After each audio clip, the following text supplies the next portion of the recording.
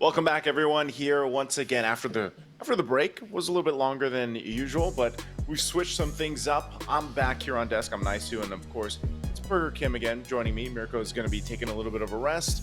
But we're back here for the Americas qualifiers IESF. It's the road to Riyadh, the WEC, and Burger Kim. How we feeling? I mean, we just had two sweeps so far. We're down to two more matches for the day. How do you feel? I don't know. I guess, pleasantly surprised with everything that I'm seeing because we're working with a new patch right now and I'm seeing a Yeah. lot of like uncontemporary picks, especially from the United States, and expect to see more of that. Like, I mean, I've seen it in the European regional qualifiers and coming in here to this American regional qualifiers. I wouldn't be surprised if we see a whole lot more, but nice too. We're going to be having Ecuador and Bahamas here for the next round. That's right. I've always wanted to go to the Bahamas, but Same. yeah, both these teams. By the way, I believe if I'm looking at the correct standings here, again, you guys can check them out too in the chat. It's isf.gg. I think both lost their series. Like they both went and got swept. And so at this point, how it works. I know you did this with the European qualifiers.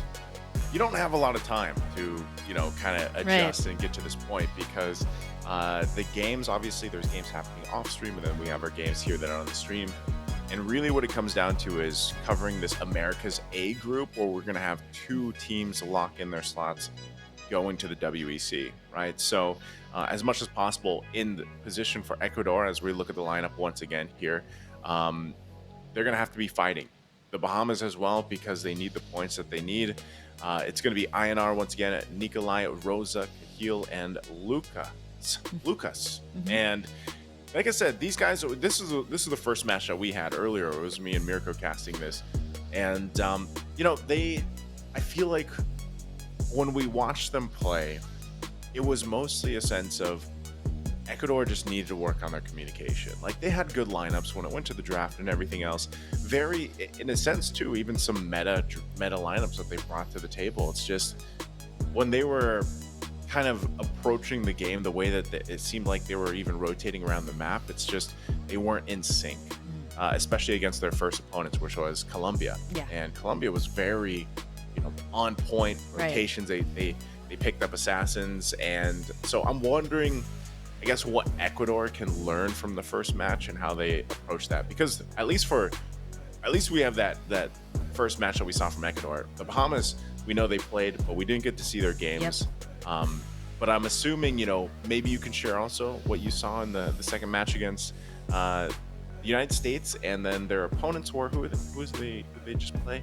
United States Guatemala. opponents? Yeah, Guatemala. There we go. Yeah, so it's really a mix of these different countries, from the Americas. And I was here last year, and I'm pleasantly surprised to see like a lot more improvements, especially from the different teams here.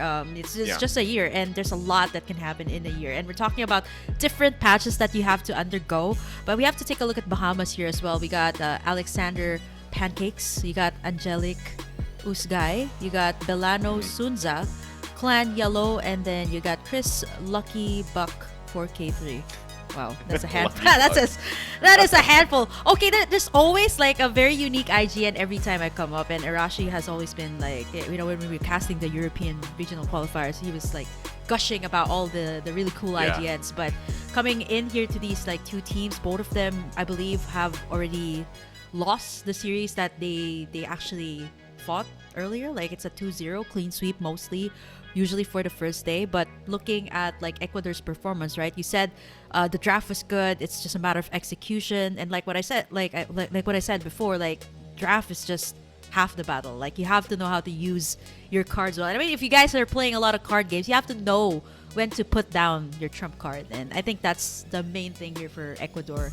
And as for Bahamas, I think maybe, especially for these newer teams, maybe they can like use and abuse the meta. I mean, that's something that they can take advantage of, especially coming into this game. Yeah, I think that's like part of it is how do these teams use and abuse the meta currently right now? Good way to put it, because that's essentially what it is. And we talked about this pretty extensively just leading into how much it's changed from, so before this, I mean, I know you had the European qualifiers, so you and Arashi got to see a lot of the adjustments already once that, that big patch came out, and a lot of things changed. But for when we started way back with the original course of online qualifiers for IESF, and it changed a lot. I mean, that Yeah. patch that did come out, teams and countries and the likes were really trying to figure out like what works for us, what does work. We do know, just as a whole, utility junglers were kind of pushed to the side, which was a good thing, I would say. And then the assassin jungles came up. We actually saw this earlier today too in the first series, where Ecuador tried to bring out the Barrett's jungle, like try to bring out a utility jungle, and it didn't work out so well. Like Yeah. it just got outpaced. And so I think what's interesting to see is throughout the journey of the ISF online qualifiers alone, there's been like this own kind of meta like set in. And if you Oh, yeah. look at all the tournaments happening, for MLBB right now, actually just in the past month, this certain meta has really set in to where it's like favoring assassin jungles. Mirko mentioned that he feels like the jungle role now is that position one. It's like the most important role. Obviously, changing the course of a game if you get a early snowball going in the jungle. And It's I a feel good like change. even It's it a is good a good change. change. Super good and change. I know you've been casting MLBB for a while, or Kim, and I've never been able to really get to ask you about this while we wait for the draft here for this match. But like, especially from feel Europe, like, about the how do you assassins? feel? Like, what did you see about Europe? Was it mostly assassins? Is that just what happened because the transition that we've been in so far, based off this patch and where we are in the meta? Do you like it? Yeah, I feel like it's a welcome change. Like for the longest time, I think I've been either saying it on stream or either off stream. Like I'm Yeah. kind of bored of seeing like the same picks come up, I because think a lot of it's- people were. Man, come on! It's always like the Fredrin and the Barretts coming up. At times you see Martis popping here and there. Now it's like the Alpha, but mostly like on the Assassins, right? Like everything changed when the Assassins came back, and I think for a lot of the people who love like Action Jackson types of games, like you guys would Yeah. definitely enjoy like this new patch, because honestly, for me as a mid laner, I don't like it because I don't like going up against these assassins, and I would definitely put like the Ling and the Fanny up in the list just because it's so OP, especially in the right hands. I've seen it in the European qualifiers. There was never a time that the Ling or the Fanny was out. It was let out once, had a good win rate. The next game it was banned away. So they just constantly banned it. Yeah, they just banned it. I guess that's the best solution, right? You don't want to go up against it, just put it on a ban list. And I think that was the case. Kind of sad to see that. Like, I would really love to see like assassins, like maybe Ling and a Lancelot go up against each other. And speaking of that, right? Like usually it's the prio on like a Ling and a Fanny, and a Hayabusa, but never really a Lancelot, which is kind of weird. I've seen it in with Spain, but it didn't really have a good run. So Yeah, it's actually popped up a couple times. Even my understanding, even in some of the offline games that started today, I believe Lancelot was brought to the table and it didn't work out. So I think most of it, like, really when you look at it, is these assassin junglers that do get picked up. They just require a certain amount of support from the team, and that they have to be able to shine. I mean, you're not going to be able to like just pick up an assassin and win a game yeah. solo, obviously, right? In this team game or anything like that. But you have to set it up, I think. you Set it up gotta set it properly, up. especially in And this with- current patch. And with both these teams being swept earlier on, I think that's where it's like a test is like, do they actually just go utility? Because maybe it is a communication thing. Again, only the fact that we got to see Ecuador really try to make it work with utility, and it didn't. They got matched up. But either of these teams, either the Bahamas or Ecuador, I think if they actually want to go utility, this is what I'm saying. Like, utility's not dead, because I feel like for a lot of people, they're like, the Fredrins won't work, Barretts won't work, Marcus won't work. It actually will, and like we have seen teams with the highest level still actually make it work in a game. It's just, again, you kind of have to like build a lineup around it. And so I think for either of these, if they want to, it's probably better if they do go assassins, but just like that's more so at this point. It's just like take a chance, make it work, take a risk. But at the Mhm. same time, you have to like be able to protect your buffs because that's probably the most important thing for these assassin picks.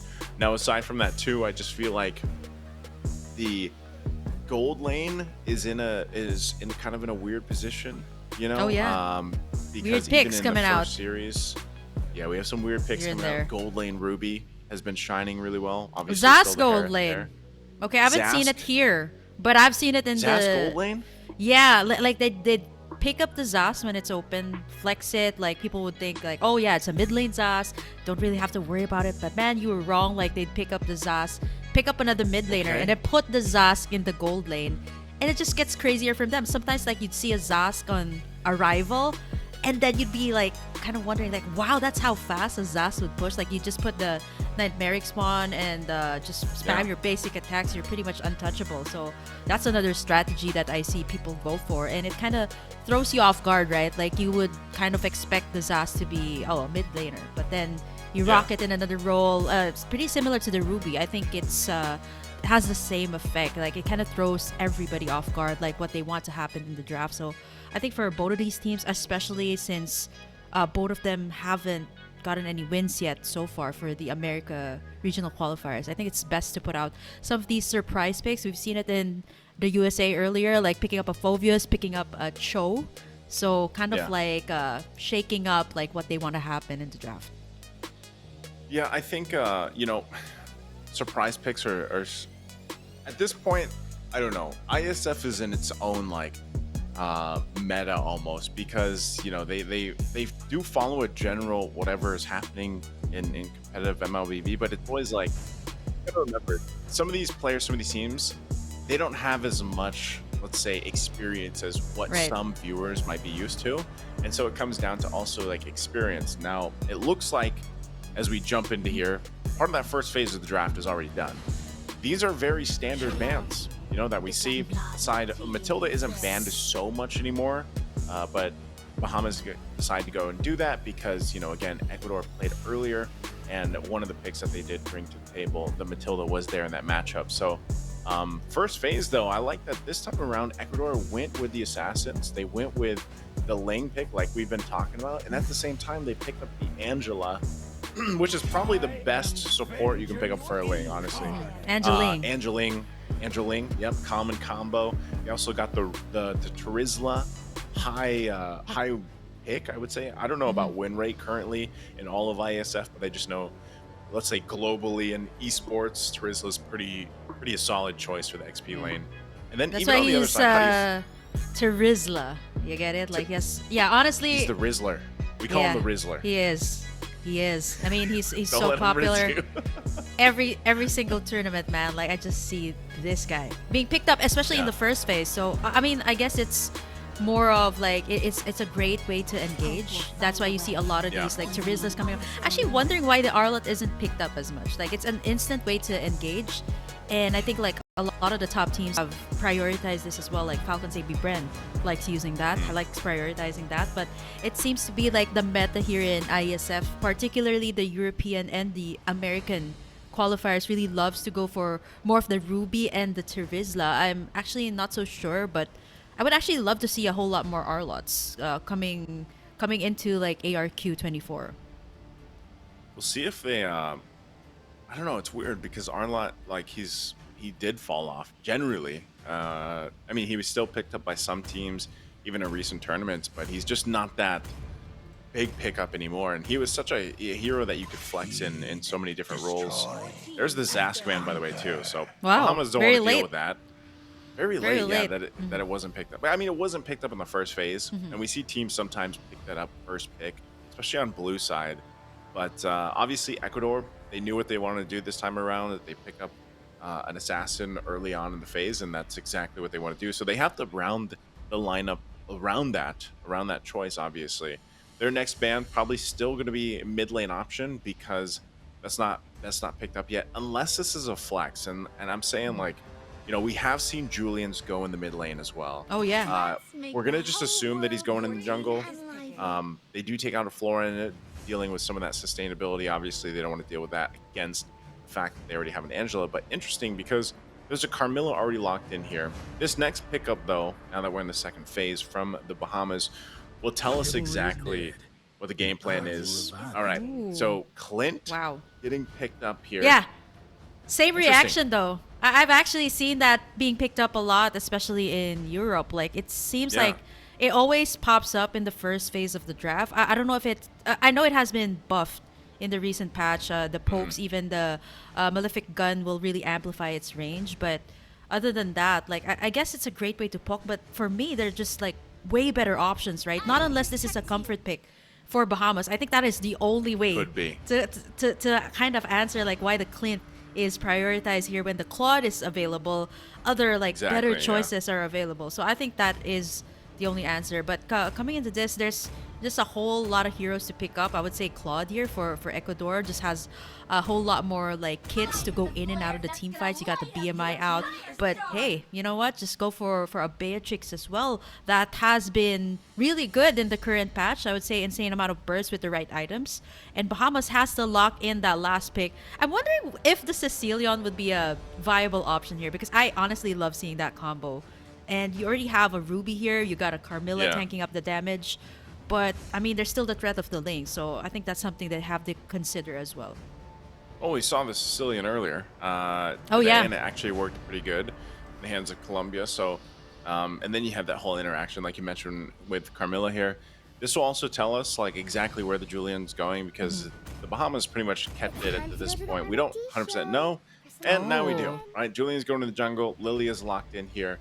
You got Ruby, of course, available to them too. The Carmilla, Clint, and also I believe it was Colombia that banned out the Lolita twice. I think it was twice. I'm trying to recall, but so that speaks volumes because we were saying, you know, maybe for Ecuador, this Lolita pick is a signature pick, and it was banned out. It was denied basically in the first series. Twice. So we'll see. Yeah, we'll see if this ends up being a big thing. Which lineup you like better here, Burger Kim? Well, I'm gonna go with Bahamas, all because I'm a fan of like seeing the Carmilla every time up. Like, I know you have the same reaction when you see like Gord on screen. It's like, oh wow, Yeah. it's there, it's being used, and I'm honestly loving it. Like, since a lot of the people, all of the teams have seen a lot more of her potential, especially with the recent buffs.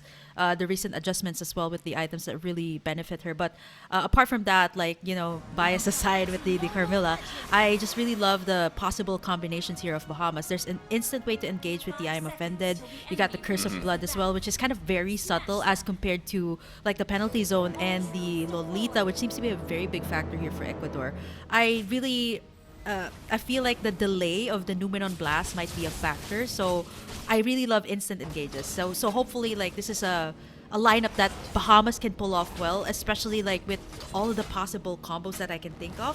And as for Ecuador, I think they want to start it off real strong, right? Like you pick up the Angela and Ling in the first phase. That kind of means that you want to go all aggressive, especially when it comes to, you know, ganks on the side lane. So hopefully they Yeah. can make this lineup work.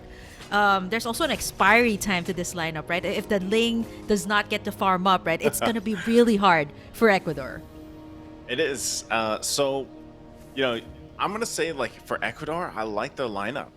I wanna see how they do this, and also at the same time, Lucas goes Warcry on the Beatrix here, and you know, Beatrix is just not a hero pick that you see too often anymore either.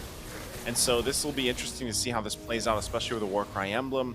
Getting that little bit of extra burst damage already is going to actually help pretty well, I feel like, for Lucas, especially if they can play into the Numenon Blast that Cahile's going to have here with the Lolita, which I believe must be a signature pick. Not to mention if they can get the momentum already going with Rosa. And interestingly enough, too, that... Oh, Wow. Sagi.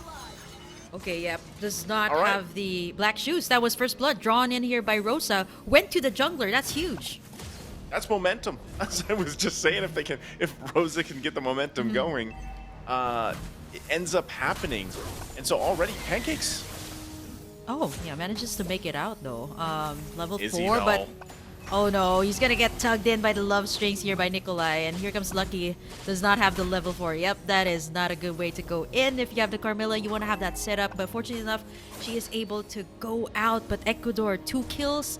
And I think this should be a free turtle because Pancakes just went in and recalled back to the base after all of those pokes. Boom. All right. Objective secure too. Ecuador off to a good start. And this is interesting to note too. They did a role swap as well because earlier in their first match, Einar was actually the one jungling in that first match. You know, so now it's Rosa here on the jungle at least, and so because they switched things up. Oh my goodness. Yep, there's the art guard and the penalty zone onto Pancakes. That's not good. Yep, you have it on Rosa. You got the Tempest of Blades here. Einar still has the heart guard on. You got Usagi popping in the black shoes, and you got the Numen Blast from the backside. Stuns in 1.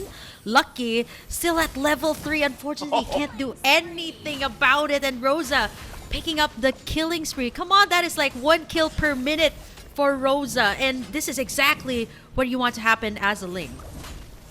Yeah. This is literally a perfect game already that you can have on any assassin, especially the Ling.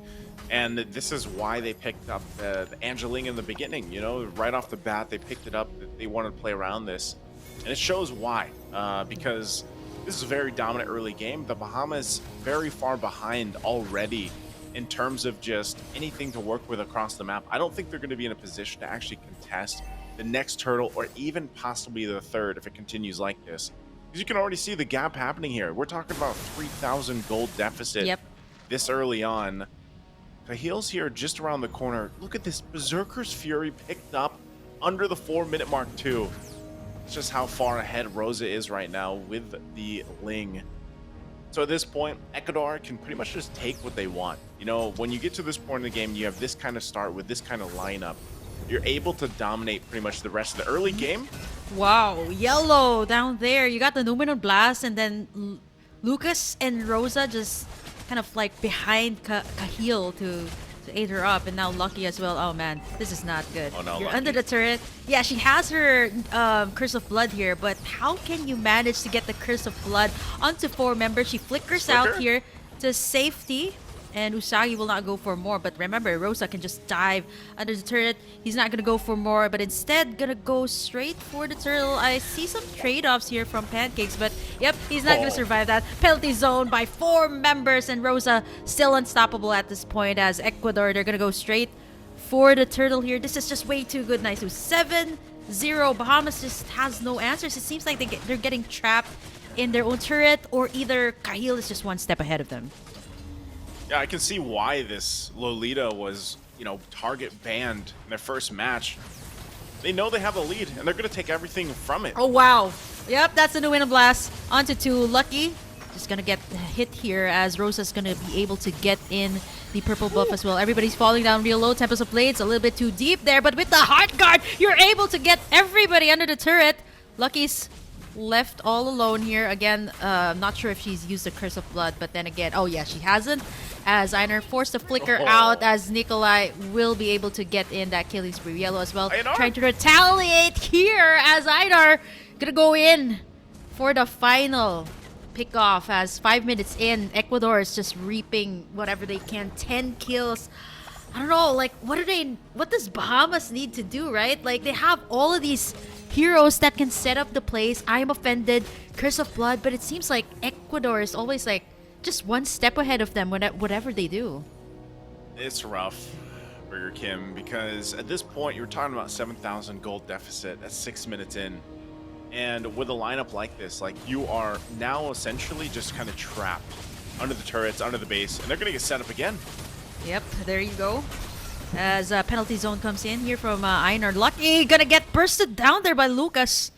And this is probably one of the best games that I've seen, like a very good layering of skills. Like there's always an instant follow-up here with either the penalty zone or the Numen Blast. And honestly, as a roamer, it just blows my mind to see this type of like follow-up from the team, because you don't really usually see that, right? Like you get a Numen Blast, everybody backs away, but this is just way too good, right, for Cahill. Like, it's not like you can burst him down instantly as well, but now we see jungle side though, Rosa still unstoppable at this point under their own turret. Use the hard guard, that's just unstoppable at this point. Yellow and the rest of the gang, he picks up a double and not gonna go for more, but with the heals, just enables Rosa so much more. And I can't believe that we're just talking about the last turtle in this game. That's how fast things are going here, and the only way to actually kind of like get back that goal, it's 16k for Bahamas, and Ecuador has like 25k, so it's not like 10k lead yet. Gold. Yeah, they have to either there. almost there. They have to shut down. Like, who do they shut down? Nikolai, Rosa? They can't. I mean, at this point, it's nearly impossible. Like, there's something that you, at this point for the Bahamas, they actually just have to go ahead and turtle up in their base and hope that Ecuador makes a big mistake. Oh, Look at the damage. Oh man, the Numinum Blast as well to combine it with all of that. Usagi as well, not able to pop up the black shoes. Pancake's forced to go away as Rosa. I mean, this is the signal from everyone from Bahamas to just kind of back away as long as the heart guard is up.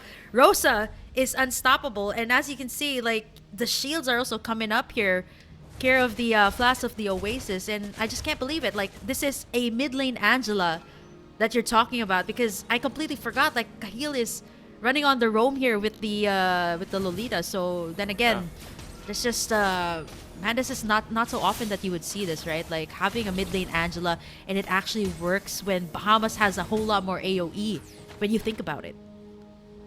Yeah, at this point too, you know, when regardless to the lineup or anything, Ecuador, they got all the shields. They got all the holy shields down from the base, and they could just wait 50 seconds for the Lord to come up and then most likely march it in, unless they actually go for a possible push even before that. Lucky's going to get stunned.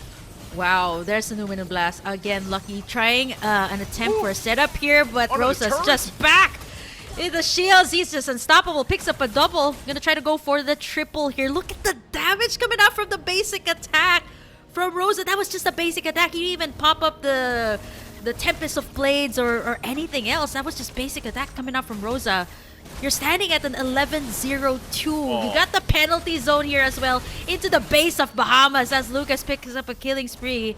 And I think they might try to go for the end here. They will really force it. But, you know, without the minion waves, 9 minutes in, it's going to be hard. Not unless you get a wipeout. You got the Curse of Blood here. It's not enough as Rosa just dashing in and out of the team fight. Still unstoppable at this point. And honestly, Bahamas... Yeah, they're waiting for the minions. The Numinum Blast is available here. Are they stunned in too? Black Shoes has been popped here. Usagi chucked down to half HP as the minion waves are going to get cleared out here. Is this enough though, Naisu? Is it enough? So. Because Lucas, he's locking in the tower. It is over. Ecuador will take in their first win of the day as they take in game number 1. Wow, that was under 10 minutes. Yeah, was that 9 minutes? Need the Lord. Oh my gosh. Hey, Ecuador's like, yep, we know we need the sweep. We know we need the win. We're going to do it in this fashion for game 1. Mike, I mean, what was your guys' fastest game in the previous series? The US versus Guatemala was 10 minutes and 11 seconds. This is probably so below 10 minutes. This might be our fastest so far. Yeah, I mean, this is talk about breaking records. This should be it. Ecuador. I mean, if you're coming from a lose streak, right? Like for both teams, there's that extra factor that you kind of want to, you know, get in your first win, especially for the qualifiers. And honestly, I was just looking at this game, looking at the highlights here. It's a very, very easy game. At the same time, like, no one was able to contain Rosa, like, from the start, right? There was no invades or anything. Like, Rosa was just pretty much able to farm, like, all across the map here. And that's exactly, you know, it makes sense why they drafted the way that they did, why they prioritized picking up the Ling finally after it was banned out from Colombia in the first match continuously. And even the fact that Cahill got the Lolita pick, you know, for him. I don't know, even if he didn't have the Lolita, I think this would have gone very similar in a way, even though the Numinum Blast played a big part of this. But just the way that Rosa played with Nikolai on the Angela, like, this was a slaughter. I mean, it was just, I mean, look at the score, look at the difference in the gold. There was no room for the Bahamas to move around, to work with here. And their lineup, I mean, even the lineup itself, like, it's unfortunate because even when you have a Julian locked in and you get shut down so early on, look at the difference here. You know that they had gold wise even before it got too out of hand. Pancakes was unfortunately already falling behind, and that's the thing is like anytime you're up against an assassin, whether it's a Ling, whether it's a Hayabusa or anything like that, you have to be able to play in a way that either you get the momentum on your side or at least you keep things even. And not let Rosa kind of scale out like the way that he was able to. And so that wasn't possible for the Bahamas because they started off losing momentum early on under that 2-minute mark, and then it just continued on from there. So MVP of this, I know we're going to see it here in just a bit, but it's definitely going to be Rosa. It has to be. Had an amazing game, obviously. It felt like almost at one point, like, Rosa was just itching to play the Ling, especially since he didn't get a chance in the first match.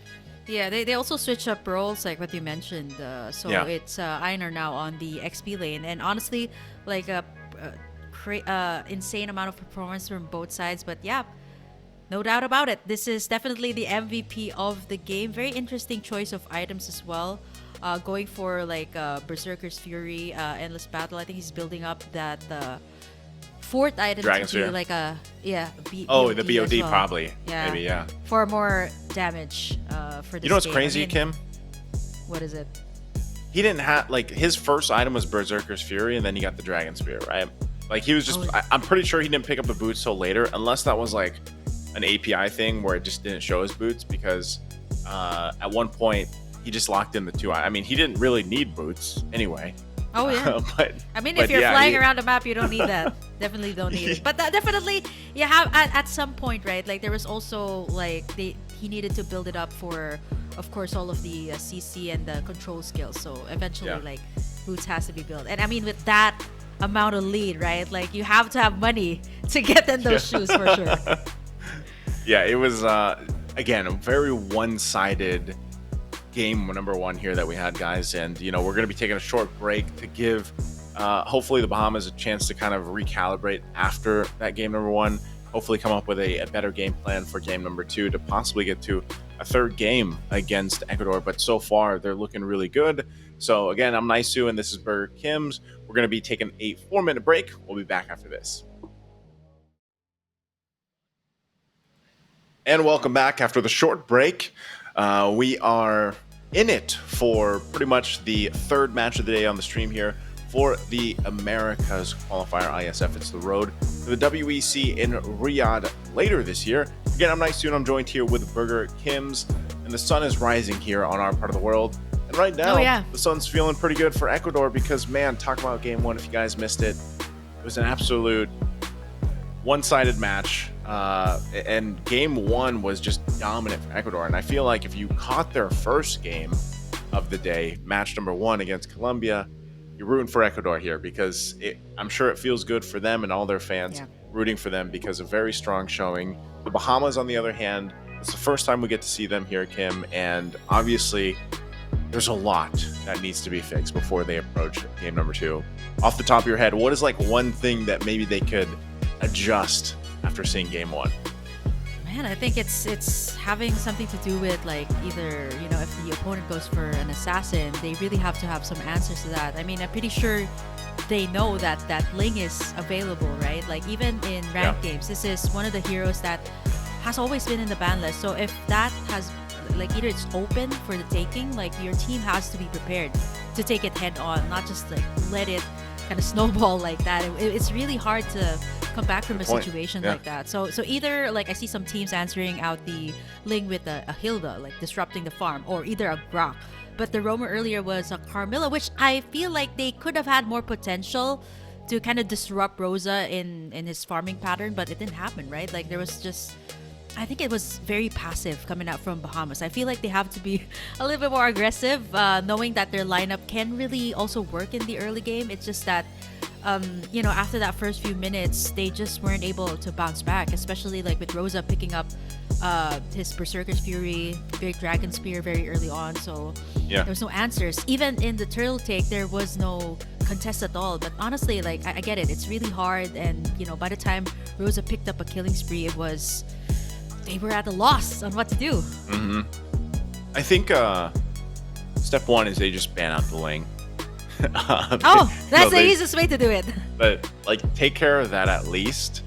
And then really for the Bahamas, because like I just feel like that alone, that pick alone, the Ling and the Angela combo, like Angela could still be picked up. I don't think you need to ban the Angela. We'll see if they actually decide to do that. But I think as long as you just ban the Ling, because the Ling is just one of those, I would say maybe Ling and Fanny I would put at the most like momentum based early game assassins. Hayabusa not as crazy momentum wise, although let's say early Hayabusa gets Skypiercer, gets a bunch of kills, that's a different story. But for this case, Ling will punish teams that are very passive, and I think that's what happened here, especially with the Bahamas. Like you mentioned, they were just it looked like they were just watching for Rosa, and it started with, even in the early minutes of the game, where Rosa got a kill pre-level 4 for some of the members over there. Rosa just hit level 4, timed it really well with the Temps Blades under the tier 1 turret. You can see it right there.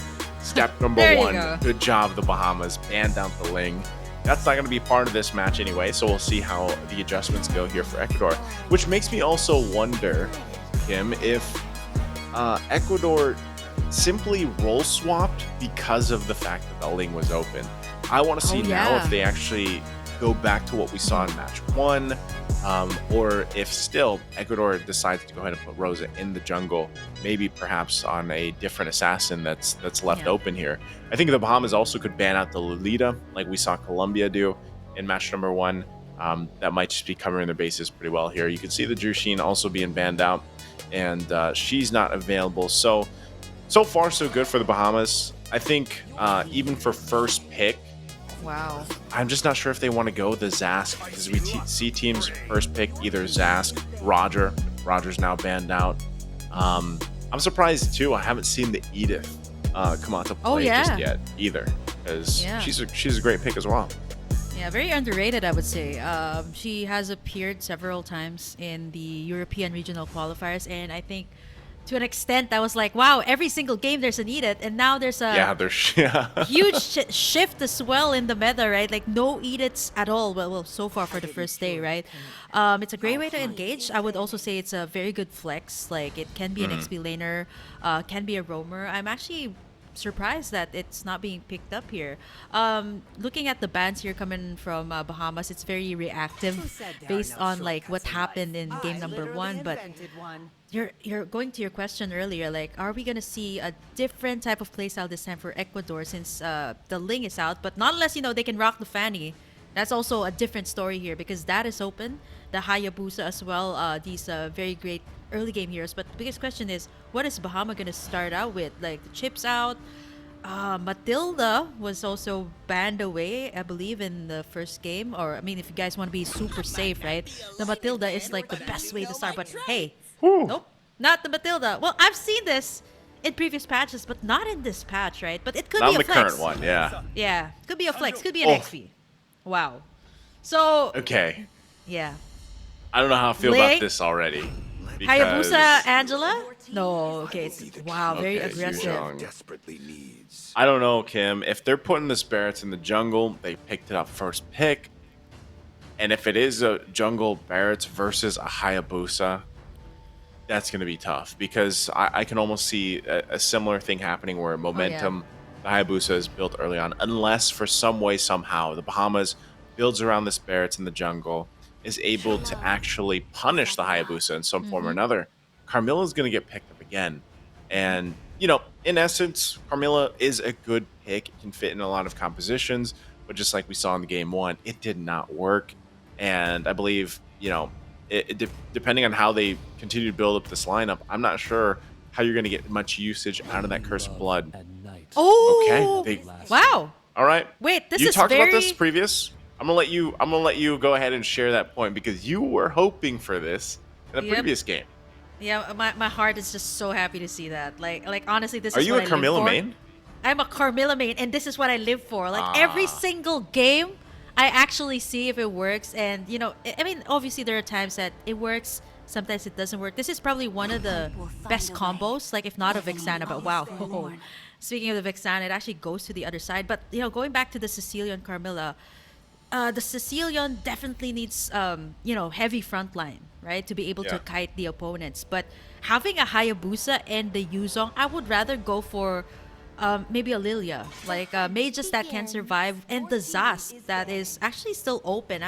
I'm wondering why no one's going for it. I guess Bahama has this under their belt. They just didn't put it out in game number one. I feel like they were going for that, but this game I feel like it's gonna be tough for the Sicilian. You need to scale up, and having these players like Einer and Rosa being very aggressive in the early game, I'm not so sure if you're gonna have an easy time to stack. Not unless you can have a very good rotation. But knowing how Ecuador played in game number one, it's gonna be tough. It's gonna be tough. That's what I'm saying. I usually go for like a Lilia or Zask in this case if there's a Hayabusa or if there's any Yeah. assassin in the picture.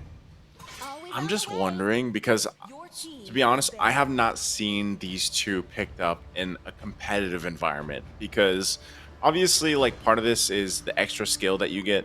The waltz, Mm, the moonlit waltz. I think it is the yeah. moonlit waltz. Yep. Um, but it's like, how do you actually use that effectively in a competitive environment? You know what I mean? Like, it's cool when you're playing it with, Mm-hmm. your friend or Friends, something, and yeah. you're in RG or a normal game and everything. But like, how does that usage come to play here, especially with this matchup, especially with the fact that, yeah, you get a little bit extra shield. I believe if you like the Carmilla, she also adds a slow, I think it is, once Yeah. she goes forward or something like that. But it's like, from that point on, I would think that it would be better that you don't have them use that ability unless for a very specific moment in a team fight or something like that. You're trying to get the slowdown, but because Carmela is quite tanky herself, especially Mm. depending on the build path that you go, and then obviously for the Sicilian, like we saw with Colombia's usage, Sicilian was a monster, Oh and yeah. part of that was just the way that you use the back line. You're able to use that sprint if they go with that battle spell and build up those stacks. Woo. And this gets even harder now because of Hylos, who has been kind of a niche pick, Mm-hmm. who hasn't actually worked out too well for a lot of teams that pick up the Hylos. But this could actually work with the point that I was just saying. Your Sicilian wants to stay in the back, wants to be able to get the stacks off, the claws and the bat impacts. But Hylos, if he just drops the pathway, that's a direct path literally for the entire team to get to the Sicilian. And once you get that out of the picture, you're going to lose a ton of your damage. And maybe that's why the Bahamas was like, you know what, let's pick up the Harith. At Mm-hmm. least we can scale up with one or two items early on as long as the Harith can farm. And then, we fight into the Zombie Forest. But honestly, the lineup right now for the Bahamas, it's kind of difficult for me to see like how well the Yeah. synergy here is going to be. And the last pick is going to be Oh, Edith. there you go. At Finally, least but that. At least okay. the Edith shows up for the Bahamas.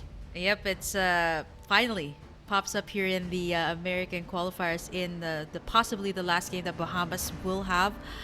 Um, there's just a whole lot of magic damage here for Bahamas, and I'm kind of worried, right? Yes. Like they can definitely peel through the front line, which is the high loss and at some extent the Yuzong, but it's gonna take some time. Like if you look at the damage dealers here, the main damage dealers for Bahamas, you got the Sicilian and the Harriet. These are late game heroes. They don't really shine in the early game, so it has to be down to like the rotations coming out from Carmilla, the Edith, and even the Barretts here. But how can that happen when Ecuador's just so mobile? They got an assassin here as compared to Bahamas that the Pirates can work, but taking in the neutral objectives up against the Hayabusa that has so much more ins and outs, it's difficult. You got a high loss and the Yuzong as well to zone out everybody, so it's not gonna be an easy early game. But hopefully for Bahamas, maybe perhaps they can make it to maybe mid game or late game, right? That's the time, like Yeah.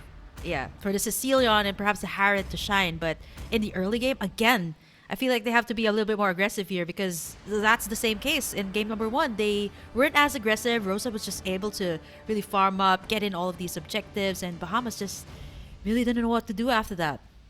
Yeah. I think too with that last pick of the Irithel, I'm assuming Irithel's also going to be running sprint, and so Oh part of yeah. it's like playing into the fact that, yeah, Sicilian's probably going to have it.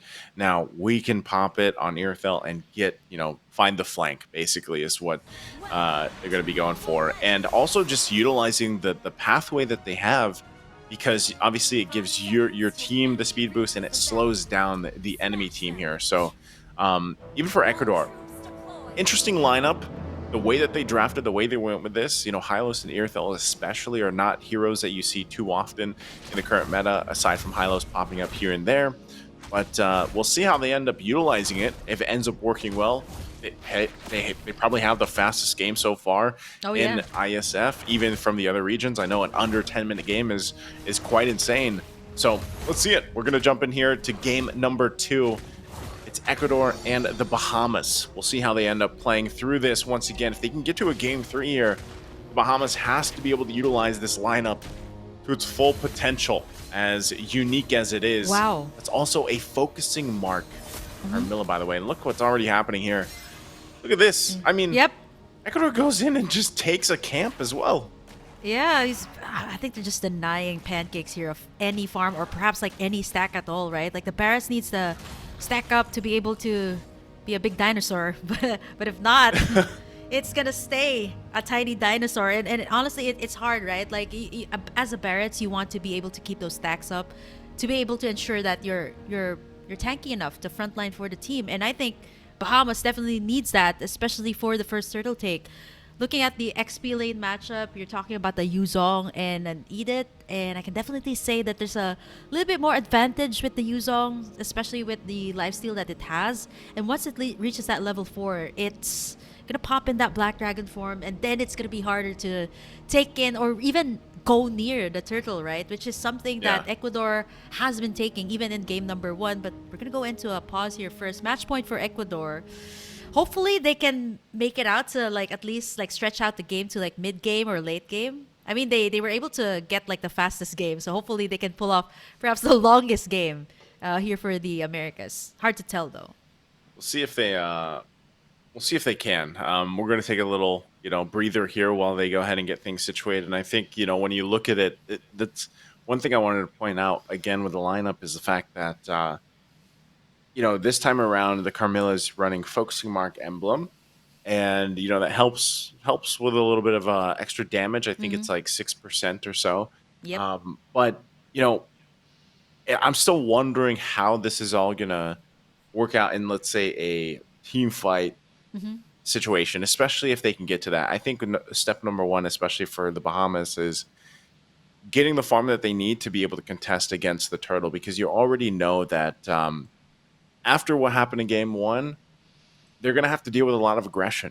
It's going to be a similar thing where Ecuador is looking for that early start, that early momentum build, and that's what they do with the Hayabusa. So as long as they just kind of, even if it's like defensive play, like as long as no one dies and no one goes down, but they're able to kind of like keep pace with the farm, get to the first turtle, and then utilize this unorthodox lineup, I would say, in that first objective, and then maybe they end up securing it, then it might help them out.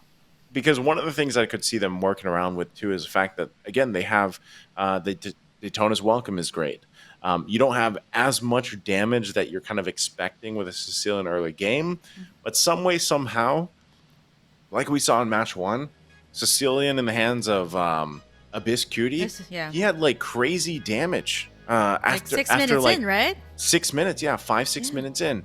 So You're I not think supposed that's to have the that thing. damage though. You're not supposed to. It's weird. It's like, I mean, 6 minutes. I can calculate how much stacks you have. It's less than 100, so you're not gonna be able to deal that much yet. But like I saw the game, I was like, what is that damage coming out from like one bat's impact? So if they can have something like that, especially get the Sicilian farmed up well, right? They're dealing with 2 scaling lineups, both in the gold and both in the mid. So they really have to be extra. I would say they need to have the risque plays, if you know what I mean. They need to do that, especially in risque plays. Definitely need that. I mean, they already have the composition for it. You got a Carmilla, you got the Barretts, and I think with the right amount of combination, I see it going around as well with like some really popular content creators, the Carmilla Barretts combination. Like you get the Curse of Blood, and then you get the Daytona's Welcome, and everybody gets the shared effect. Plus, the Carmilla has the focusing mark, so there is that amp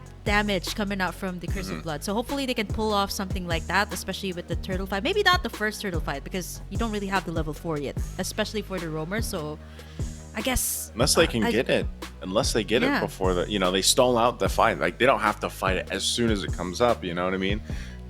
Some teams do this too, where they just kind of like delay that turtle, or they delay it from being started up by the opposing jungler, just so they can have those level 4s on time. So that might be a game plan here that they could actually use, because I think it's important to, like, with their lineup, they have to be able to use all the tools they have for this lineup, if you're the Bahamas here.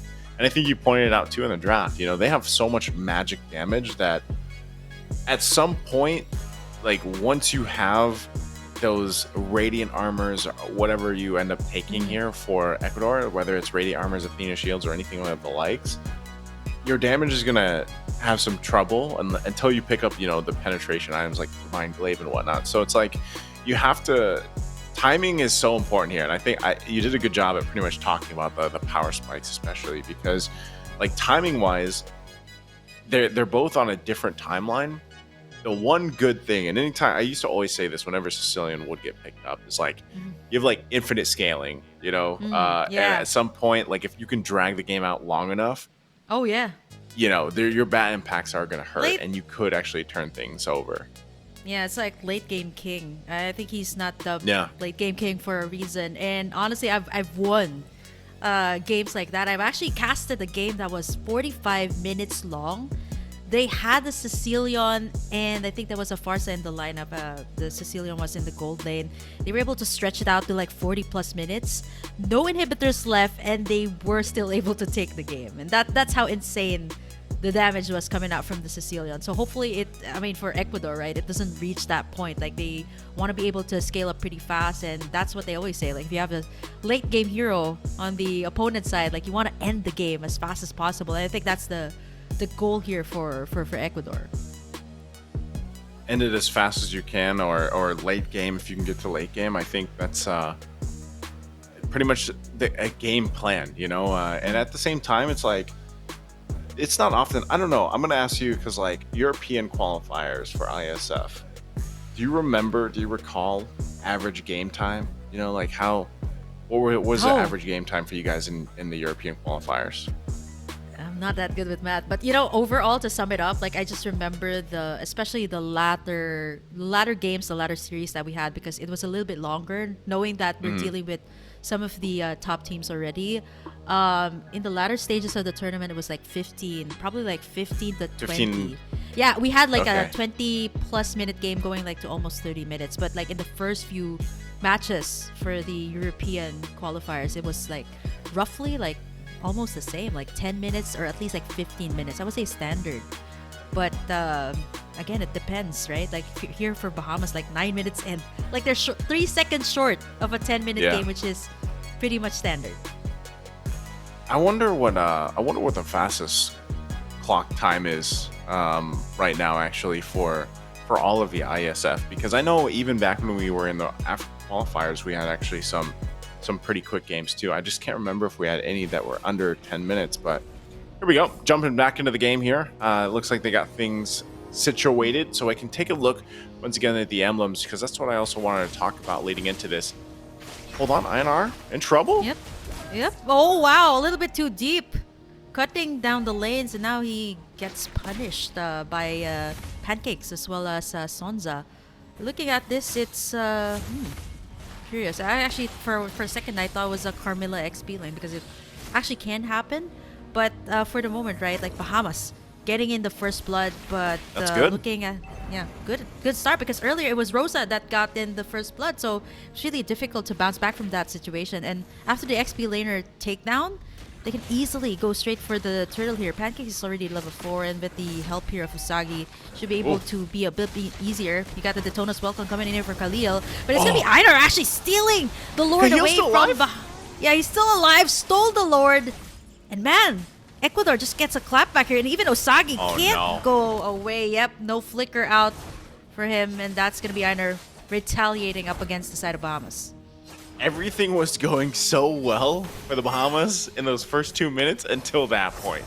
Until somehow, some way, Ecuador comes in, takes the turtle. Yellow's in trouble here. Yep, dashing in and out. Still has the... Oh, actually used out the flicker. So they can sandwich Yellow here. But look at Lucas popping in the sprint as well. Going in for the dashes. And that's going to be Yellow. Easily taken down there by Lucas with the help of Nikolai. So we see a little bit of a switch up as well in the playstyle. Nikolai earlier was on the Angela. So this time she got a lot more AoE. A lot more... range as well when it comes to the team fight. But what's good here though is Pancakes is actually able to keep up. Oh no, actually no. Rosa's like level 7. Like, what is going on here? But Pancakes though does find in Cahill a little bit too deep in the jungle, gets to the Tonus welcome and gets in another kill. Like, I'm wondering too, Cahill has a retribution. Is this just to like troll Pancakes, like trying to steal camps? Yellow goes down here, but Cahill with the retribution himself. Hold on, mid lane? Yep, that is going to be the Eternal Guard. You got Pancakes as well. Not enough to save life here of Usagi. Wait, hold on, Naisu. This is actually an XP lane Carmilla. Am I seeing this right? Like, Sonza's on the Carmilla. Earlier was Lucky. So, XP lane. Carmilla up against the user. I feel like this is a last-minute adjustment that they did as well. Knowing that the user was going to be an XP. Yeah. Yep.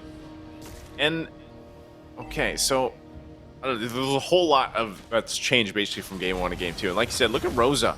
Rosa going to go in. Daytona's welcome. Yep, he's going to get stunned there, but up against the damage of Pancake, Ogi Shadow killed there, and with Ino to back him up. Nowhere to go as Ecuador, again, picks up another kill. Warcry, by the way, onto Rosa, so... Wow, you can just spam up the skills here. And now, with that being said, Pancake is down. No retribution can be done here. Rosa can actually easily pick up the purple buff here, but Cahill lands in the Glorious Pathway. They're able to take in the purple buff as well. Again, denying like all these jungle camps away from Pancakes. So the double retribution strategy that you hear about in your ranked games. But right now, it's a turtle also secured. Rosa just absolutely scaling at this point. Also, I think Rosa picked up the Skypiercer a bit ago, but that's why, you know, such a threat. Yeah, top side. Lucas gonna be able to pop in the ultimate there. Lucky as well, falling down real low, and with Lucas just free hitting everybody, he's able to pick up a killing spree. And now Cahill with the Ring of Order. Yellow has nowhere to go. Gets taken down there under their own turret. Oh yeah, I just noticed it right now. It's a double retribution. I was actually looking at it like, is it Bahamas that has a double? But it's Cahill. I'm not so sure. I feel like it was initially was it like a high loss, or he's just like, okay, just make sure that we got all of the objectives in this game, have a double retribution, all the more easier. But actually they made the map a little bit smaller here right now. Looking at the way things are going, all the sides are actually trimmed down to like just the second tier turrets. Yeah, at the end of the day, they made it work. They're gonna find the jungle. Yep, Einer gonna get caught in between everything. The Bat's Impact, the Bat's Feast, Pancakes really falling down low here from Lucas, who's just in the back lines, just free hitting everyone. Definitely the best way to be in the Iritel here is just to have all these team members from the side of Ecuador just tanking up all of the damage for you. And with the Ogre Shadow kill here of Rosa, it's just you know, best way to pick off anyone who's really low. Yeah, I think at this point it's just very similar to what we saw. It took them a little bit longer to get that point, but you know, this is already a 6,000-7,000 gold lead now in the hands of Ecuador, and they're going to continue to go ahead and just take what they want too. And from that point, it's like for the Bahamas, with this lineup, this very unorthodox lineup, when you have something like this, you have to be able to control that early game. Like you can't have this kind of one-sided early game go in favor of Ecuador, because you're just going to get outscaled at this point, and that is what's happening here. So another objective is going to be up, and it's going to be taken up by Ecuador. If they force a fight here, they're really not in a position to win it, you know, and that's why they're just scrapping around as much gold and XP as they can find in these side lanes. The big problem too is, once again, it's Rosa. Rosa is able to just go ahead and freely do what Rosa wants to do on a Hayabusa. And I mean, look at this. He's almost level 12, does hit level 12 off of that. 4 levels ahead of Pancakes here. Yeah, I mean, this is all care of like it actually works. Like Cahill stole a couple of jungle creeps actually in the side of Bahamas, so it was really hard for Pancakes as well to find in stacks, even anything that he can scale up from. And Rosa was just having Oh, the pick of the day, and now Einar goes all the way in for the Petrify. Now with the Bat's Impact, he's able to get punished here by Bahamas. And with the Glorious Pathway, it's going to be a little bit easier here for Ecuador. Bahamas, though, they're picking up whatever they can get at this point, as they definitely need a whole lot more time. It's just 8 minutes in. Sky Piercer has been picked up here by Usagi. A little bit too early, though, because there's not a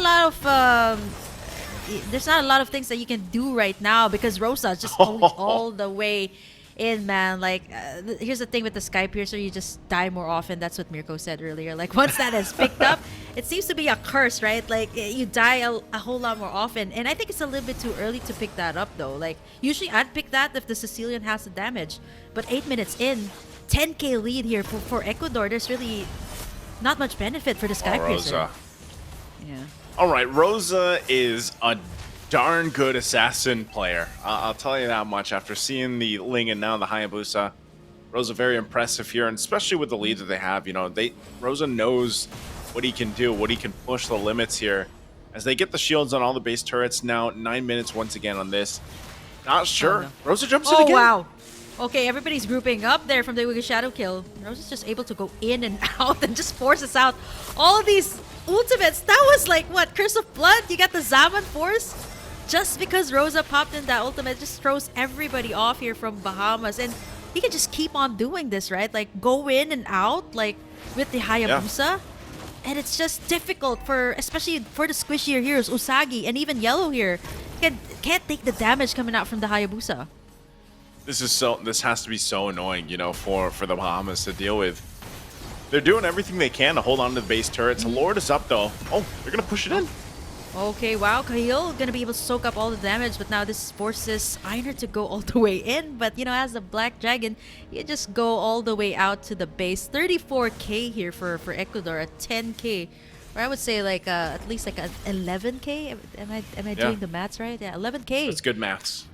Oh man, like you have to either shut down Rosa here. It's like level 15, and Pancakes is like what, level 9.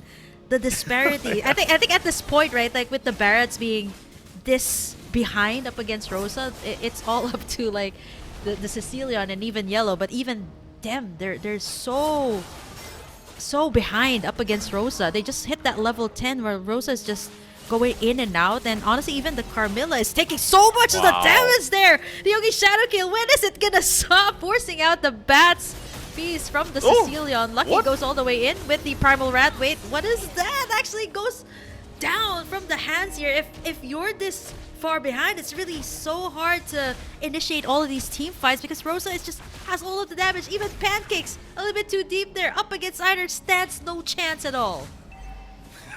Little twirl there into the wall, but Einar gets that solo kill, and it looks like Lord's going to be pushed into the mid lane here. So down still Pancakes. Not sure if he'll be up in time for this, but Rosa goes in. Oh man, Yellow as well, forced to pop up the Salmon Force. Down goes the inhibitor in the mid lane. And now we see the Heptases being picked up as well. I'm actually really curious what Rosa has in his belt, because it seems like every single time he goes in, either 1 or 2 bodies fall here from the Bahamas. But now we see the Daytona's Welcome going all the way in, dives all the way out as well, and the Lord is down. Rosa gets shut down though, but at what cost? Because everybody locking in the base here of Bahamas, because it's over. Ecuador will finally take the series with a sweep. Hey, it took them a little bit longer, a couple more minutes here, but Ecuador looks very clean, just like they did in game number 1. A very dominant, very strong, very well synergized lineups that they brought here to the table. Unfortunately for the Bahamas here, that's 2 sweeps. I feel like that they have now won their first match that we didn't have on the stream.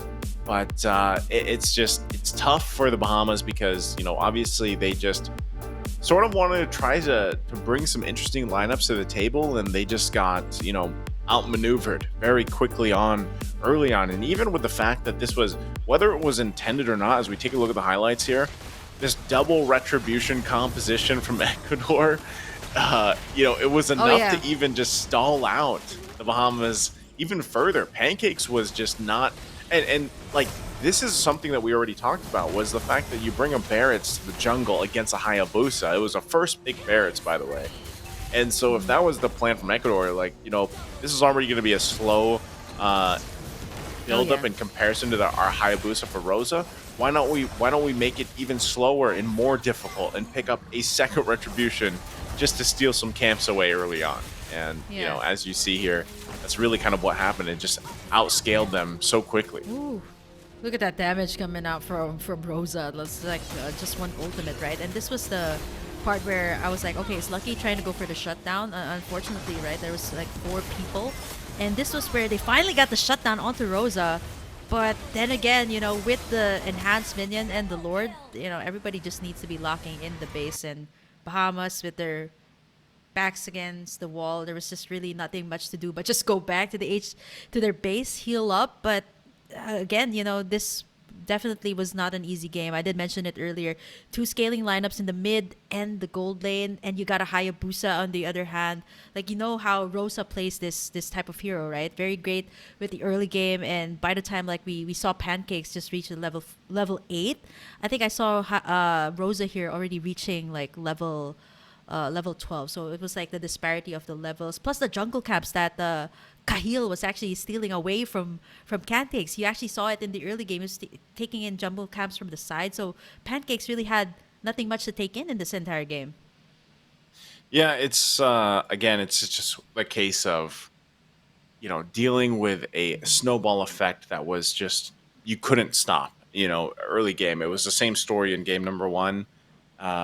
And with this kind of lineup that you have here from the Bahamas, even if they got to the late game, would still worry for them. Luca's going to be the MVP here, of course, for this matchup. But and going back to the Bahamas, I think they just have to go back to the drawing board on their future games, and Oh if yeah. this team does get to play together and working on some of the communication and synergy and the picks that they have. But for Ecuador here, this is a great showing for them, and from I would say the improvement that they had from match one when we started the day against a team like Colombia, who was very strong. Colombia was also a very strong team.